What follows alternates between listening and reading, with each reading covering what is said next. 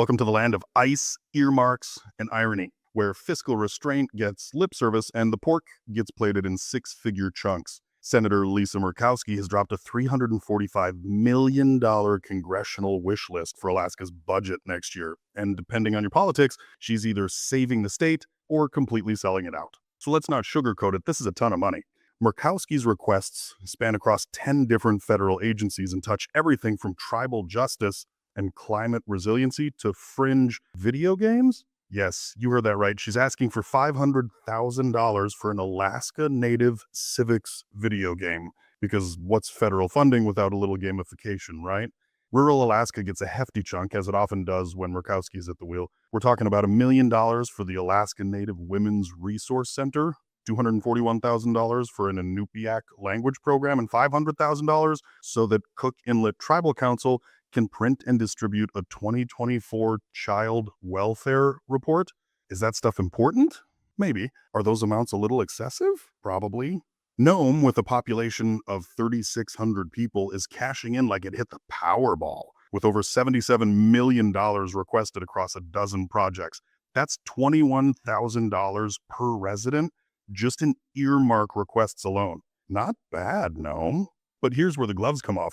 Not everyone in Alaska is playing the same game. Senator Dan Sullivan submitted 0 earmark requests. 0. He's keeping his no pork purity ring squeaky clean, reminding us that Alaska's long-term prosperity shouldn't depend on congressional backroom deals and playing a game of money roulette with the federal government. Meanwhile, Murkowski's out here like Oprah. You get a grant, and you get a study, and you get a civics video game. This isn't a budget, this is a buffet. And this isn't just about Alaska. The earmark brawl is dividing Republicans nationwide. Fiscal hawks, like Senator Mike Lee, say this kind of spending makes a mockery of GOP credibility on the debt crisis. They're not wrong. America's $37 trillion in the hole, and we're still acting like Santa Claus with taxpayer dollars. But Murkowski, a senior appropriator who's no stranger to bucking the party line, is totally unapologetic. She's not here to fight budget theory. Now, let's be honest. Murkowski's earmarks win her points with hometown mayors, tribal councils, and nonprofits who rely on these dollars to keep the lights on, and maybe to vote her way when it counts. But for fiscal conservatives, this looks a lot like political self-preservation dressed up as an economic stimulus. Her supporters say that it's a local investment. Her critics call it legalized bribery.